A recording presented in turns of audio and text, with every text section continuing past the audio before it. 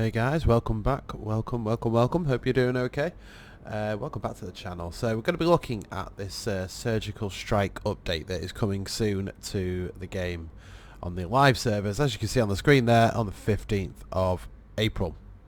First of all though guys, if you do find yourself liking this video, make sure to hit that like button. It really helps me out. And also, if you haven't already, make sure to hit that subscribe button. Now, let's get straight into this. So, what they're trying to do is make a healthy capital ecosystem. So basically what they're trying to do is not oversaturate the game with capitals like it already is, where there's alliances have thousands of titans and supers, and which can't really stand up against.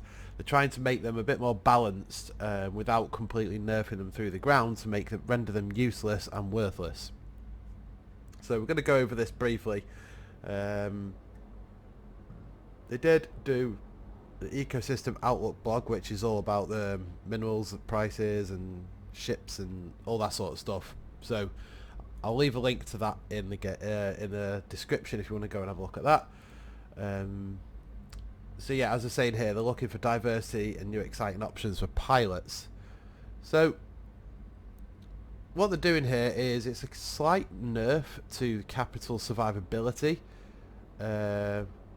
So as you can see, it reduces the overwhelming power of logistics, make adjustments to some long-standing powerhouses in the subcap meta, which we'll get into in a minute, and begin to establish more payoff for getting up close and personal with your enemies. So that's what this is all covering. So first of all, resistance modules. Biggest change coming in the update is 20% reduction in the power of all modules that increase shield or armor resistances. That means energized plating, armor coating, armor hardeners, shield resistance amps. So this will lead to a drop across the board in effective hit points. So you're not going to get super carriers with like Titan EHP. It's just not going to happen anymore. But as I say, it is a very important change, a very much needed change as well. So it will lead to a drop across the board effective hit points, as we just discussed. But the more slots a ship has devoted to resist, the more important the change becomes. There's excitement that I have approached because of not only does it lower capital survivability, it also diminishes the overall power of logistics and will make modules focused on speed and damage a more attractive option. The hope is to see bloodier fights, less stalemates, and a huge cross-sectional shift in the fitting meta. This kind of shake-up rewards those that adapt quickly, so get to theory crafting. So alliances are going to have to start looking at different fits for capitals to adjust for the reduced bonus to resist and effective hit points for their capitals, because they're going to be getting blasted off the battlefield a little bit quicker than they were beforehand. So, and it looks like logistics, because of the lack of resists, are going to have a lesser effect. Now they did recently, well not recently, a few months back, they did nerf the capital logistics as well. So the more capital logistics repping one ship, the less effective those reps become. The newer ones added on become remote reps, that is. Alongside this update, the resistance module power, tier side for shield and armor resist modules is also underway, which we may have noticed beginning to appear on a singularity test server. So tier side adjustments are very small in scale, much more focused on sensible naming, and so it's not really, they're not changing the core stats of the or costs or anything of these modules. They're just sort of naming them a little bit differently. But a 20% reduction to be applied after the stats currently in place on singularity for modules are affected. So they're changing the name of them, they're having a little switch up of that, but they are also slapping a 20% reduction. So yeah, capitals are going to get hit a lot harder, which is good if you're hunting them. Capital updates. So there's a vision of a capital ecosystem with clear escalation steps based on distinct roles for each class. Part of the vision relies on moving super carriers and titans away from all-purpose damage to a specific focus on capital and structure killing. You will have seen one big step in the direction recently with high-angle weapons from titans. Now substantial changes are being made to super carriers as well. but there is also an acknowledgement that supercarriers need more to set them apart from Titans and Dreadnoughts as capital killers before their sub-capital damage application can be fully removed. So it looks like they may potentially be removing supercarrier damage application to sub-capitals. I mean, I don't think they will completely remove it. I don't know. I mean, that's a very suggestive sentence there. So we'll have to keep an eye out for that one. For now, the fighter tube loadout will be rearranged to promote more class diversity in local super umbrella and decrease long-range heavy fighter damage application. Now this is where it gets interesting. So the removal of support fighter tubes for supercarriers, so you're no longer going to be able to have your web drones, your siren drones, your pointing drones. You're going to need carriers, your regular carriers, to carry those if a supercarrier wants to point something. You'll still have the burst projector with the bubble, but there is a warm-up timer for that once it's fired. Bonuses to extra large plates and extenders for supercarriers reduced to 200% and for Titans reduced to 300%. So again, supercarriers and Titans are taking a hit on the overall hit points. Long range heavy fighter explosion radius increased to 50%. Support range heavy fighter speed increased 50%. Fighter bay size increased for Aeon and Wyvern, and capital capacitor boosters limited to 1 per ship. So they're boosting heavy fighters for speed and the application, which will indicate to them trying to get them more focused on hitting bigger targets, and they'll be able to hit bigger targets quite much easier, so therefore do a little bit more damage. Sub-capital updates. Fleet diversity and evolving meta are things that are always encouraged, and that is an interest. There is a small package of sub-capital updates coming as well. Resist module power reduction will naturally favour. So sub-capital updates, fleet diversity and evolving meta always encouraged. So this is where they are trying to stop one ship dominating the battlefield.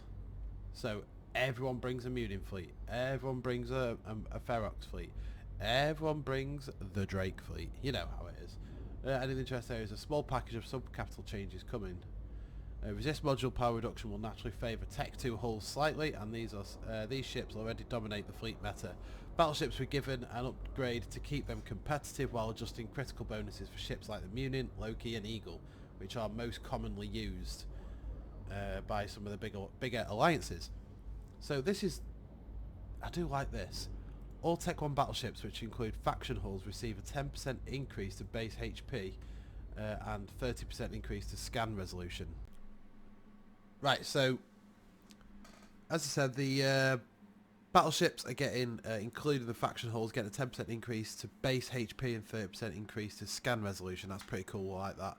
Munin bonuses to damage and optimal range reduced to 5% per level. Eagle max velocity reduced to 190 and power grid reduced to 950. Loki offensive subsystem bonuses. Yeah, you can read those. What I like here is that Deimos is getting a little bit of a buff. Hybrid damage, heavy assault cruisers, skill increased to 7.5 per level, power grid increased to... So it's getting a nice little bonus there. I like it. And then they've got additional damage from bombs will be reduced by 20% to roughly match the loss in effective HP associated with the resist module change. Bomb HP will also be reduced by 20%. So they'll be easier to bombs will be easier to destroy. Brawl's Paradise. So this is quite a fun one. Over the years, as fleet commanders and elite PvPers across New Eden have refined their skills, it has become more and more difficult to capitalise on the supposed benefits of short-range ships. Gone are the days, so basically what they're saying is, no longer do you see big, close-range, you don't see as many big, close-range brawls. It's more sniping and long-range and kitey sort of stuff. So what they're basically doing here is increasing the damage of Tech 2 ammo, excluding exotic plasma, by 15%. So your Conflag, Hail, your Rage missiles, and of course Void are going to be hitting harder.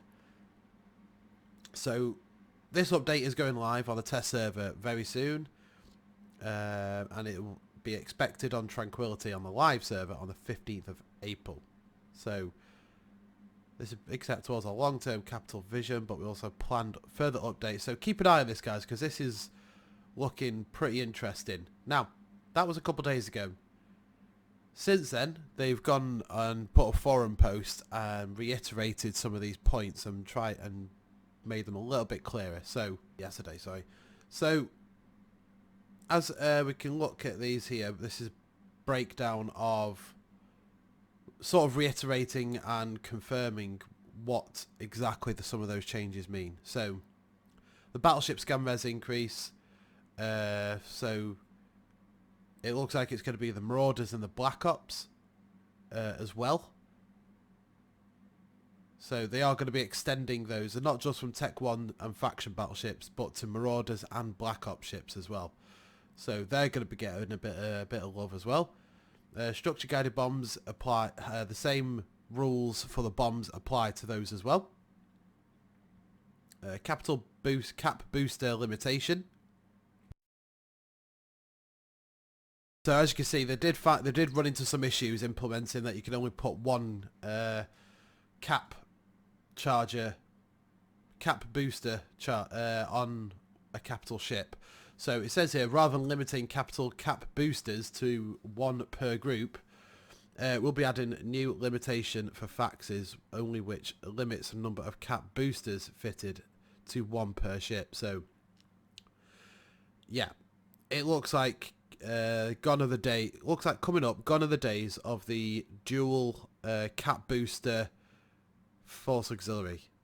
So it's going to have one cap booster per force auxiliary. So it's not game breaking, but you're just going to have to probably learn to manage your capacitor a little bit better if you're solo triage kind of fax. Now this was a byproduct of the close range boosts. So a lot of people have obviously got in touch about the the byproduct of increasing close range ammo damage for PvP. There's also going to be suicide ganking is going to be easier or I don't think it'll be cheap. Well, it might be cheap because you might need less ships, but it's going to be much easier. But it says while divorcing damage increases from suicide ganking is not simple, we are planning to increase freighter HP, which is absolutely brilliant news for all you haulers in HiSec and all your freighter pilots. And they're going to keep it says here they're going to do an investigation, so they're going to keep an eye on the HiSec ganks. Obviously they can't remove it, and I don't think they intend on removing it because it's a part of the game. But what they're going to monitor is if there is a big spike in it, successful ganks, then they'll obviously look at trying to tone it back a bit and trying to make it a little bit of a boost, but not as much if that's the case.